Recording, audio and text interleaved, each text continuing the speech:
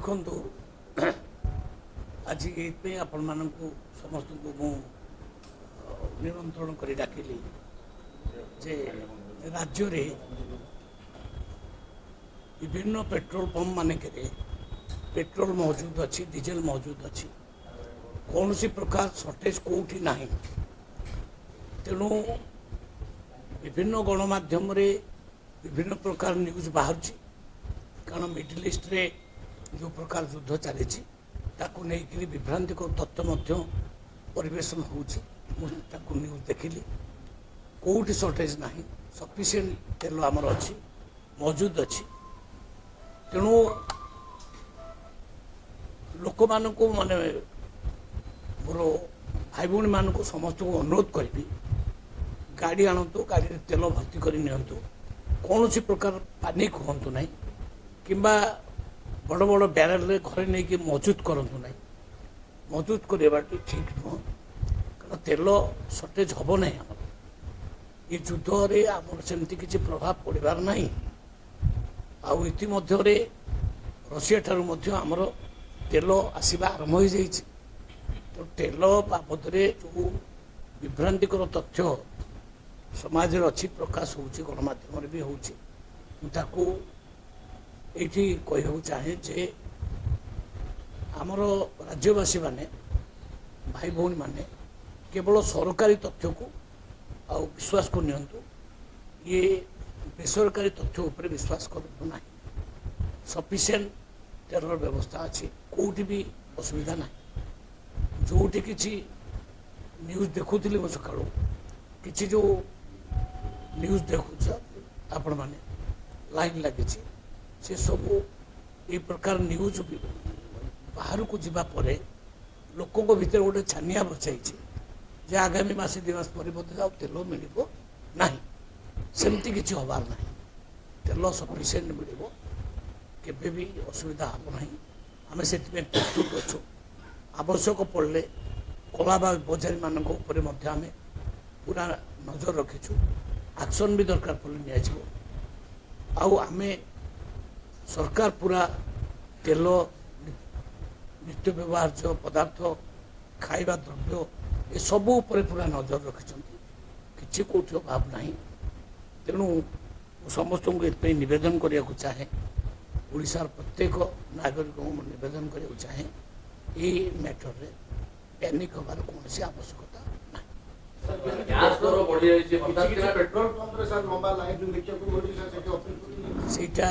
हूँ जो न्यूज चलिए खेली जाइए आगामी दिन मानक पेट्रोल सर्टेज हो डीजेल सर्टेज हो युद्ध घनघटा भितर भारतर तार प्रभाव पड़े भारत में तार प्रभाव पड़ार ना भारत सदा बेले पेट्रोल आ डीजेल जातीय पदार्थ भरपूर कर रखिंट पूरा भर्ती अच्छी देश ये परिस्थिति को आखिरी आगे रखिक कौटू भविष्य में पुणी तेल आसो तार व्यवस्था कर सारी आप जानते न्यूज सब तेणु तेल कौन प्रकार असुविधा ना खाଇବା पीवा चाउल तो आम पाखे बहुत सफिशिएंट अच्छी तेणु खाद्य पदार्थ तेल कौथर अभाव ना तेणु ये सब विभ्रांतिकर तथ्य उपर माने विश्वास न करने मु गणमाध्यम जरिया लोक मान को निवेदन कर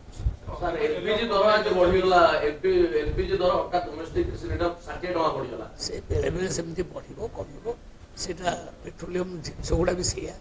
केते बढ़ के कम किंतु माने मौजूद अच्छी सफिशिएंट अभाव ना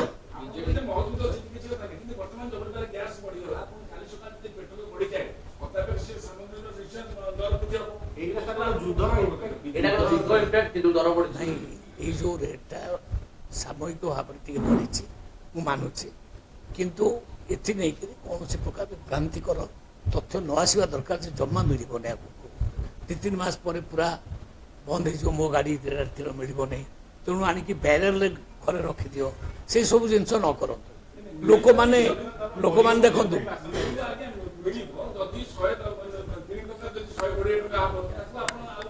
ନାଇଁ ନାଇଁ ଏତେ ରେଟ୍ ବଢ଼ି ନାହିଁ ଏପର୍ଯ୍ୟନ୍ତ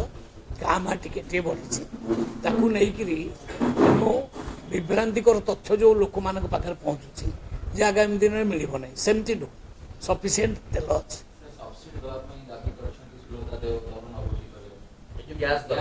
ନାଇଁ ତା ଉପରେ ତ ସରକାର ବିଚାର କରିବେ କିନ୍ତୁ ବର୍ତ୍ତମାନର ତଥ୍ୟ ହେଉଛି ସଫିସିଏଣ୍ଟ ତେଲ ଅଛି ତେଲରେ କିଛି ଅଭାବ ନାହିଁ ଓକେ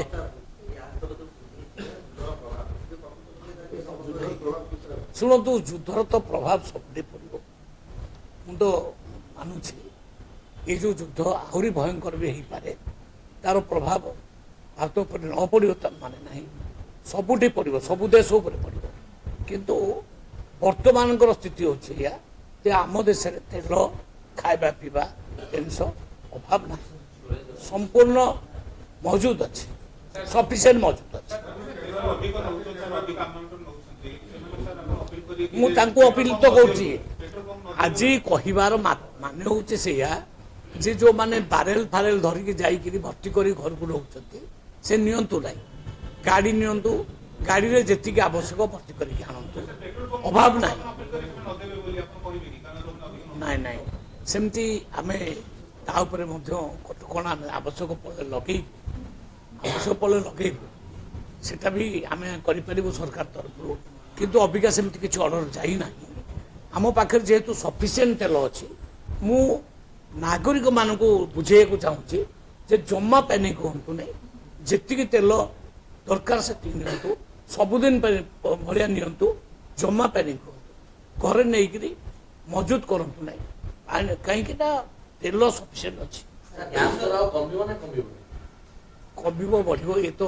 ତାଙ୍କ କମ୍ପାନୀ ଉପରେ ନିର୍ଭର କରେ ସେ କମ୍ପାନୀର ସଦାବେଳେ ମାନେ ହିସାବ ହୁଏ କେଉଁଦିନ ବଢ଼ିବ କେଉଁଦିନ କମିବ ସେ ତା ଉପରେ ମୁଁ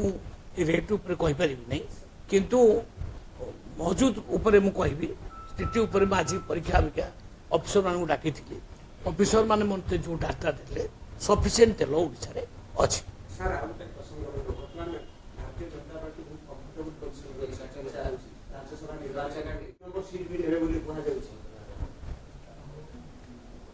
ଆପଣଙ୍କ ଡାଉଟ୍ ଅଛି କି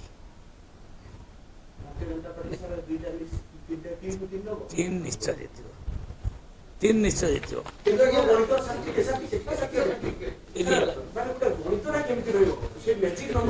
ଆପଣ ଦେଖିବେ ସେଟା 2002ରେ ମଧ୍ୟ ସେମିତି ଗୋଟେ ମ୍ୟାଜିକ୍ ହେଇଥିଲା ଏବଂ ଏବେ ବି ସେ ମ୍ୟାଜିକ୍ ହବାର ଚାନ୍ସ ଅଛି ଆମେ ତ ସ୍ୱାଧୀନ ପ୍ରାର୍ଥୀଙ୍କୁ ସମର୍ଥନ ଜଣାଇ ଦେଇଛୁ ସ୍ୱାଧୀନ ପ୍ରାର୍ଥୀ ତାଙ୍କର ଜିତିବା ହାରିବା ସେ ତାଙ୍କର ଲାଗିଛନ୍ତି କିନ୍ତୁ ବିଜେଡି କହୁଛି ଭାରତୀୟ ଜନତା ପାର୍ଟି 3ଟି ଆସନ ନେଇପାରିବନି ଦିବା ସ୍ୱପ୍ନ ଦେଖୁଛନ୍ତି ତା ପାଖରେ ସଂଖ୍ୟା ନାହିଁ ଦେଖନ୍ତୁ ଗୋଟେ ହେଉଛି ବିଜୁ ପ୍ରେମୀ ଆଉ ଗୋଟେ ହେଉଛି ନବୀନ ପ୍ରେମୀ ବିଜୁ ପ୍ରେମୀ ମାନେ ଦିଲ୍ଲୀପ ରାୟଙ୍କୁ ପସନ୍ଦ କରୁଛନ୍ତି ଇଏ ଗୋଟେ ପ୍ରସଙ୍ଗ ଆଉ କିଛି ଅଛନ୍ତି ନବୀନ ପ୍ରେମୀ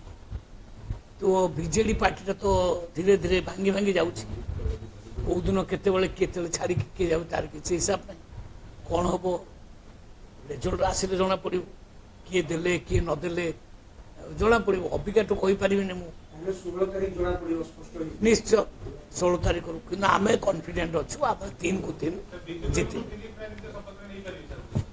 ନାଇଁ ସେଟା ତ ଭବିଷ୍ୟତ କଥା ଆମେ 3 ପାଇଁ ଆଶା ରଖିଛୁ 3 ହେବ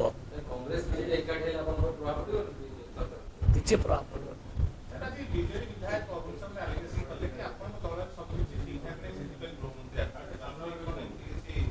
ଆମର ଗୃହମନ୍ତ୍ରୀ ଆସିଲେ ଗୁଡ଼େ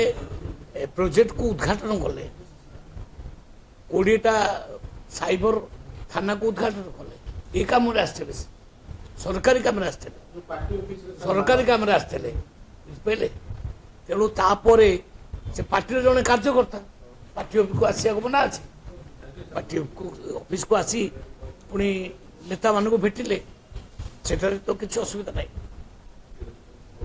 ସେ ଆମର ମନ୍ତ୍ରୀ ସେମାନେ ଆମର ମାନେ ସର୍ବମାନ୍ୟ ନେତା ବୁଝିପାରିଲେ ଅମିତ ଶାହ ସେ ଆମର ସର୍ବମାନ୍ୟ ନେତା ସେ ଆସିକି କାହାକୁ ଭେଟିବେ କ'ଣ କରିବେ କ'ଣ ନାହିଁ ତାଙ୍କର ହେଁ? ନା ନା ମୋ ସହିତ କ'ଣ କଥା ପାର୍ଟି ପାର୍ଟିର ସେ ତ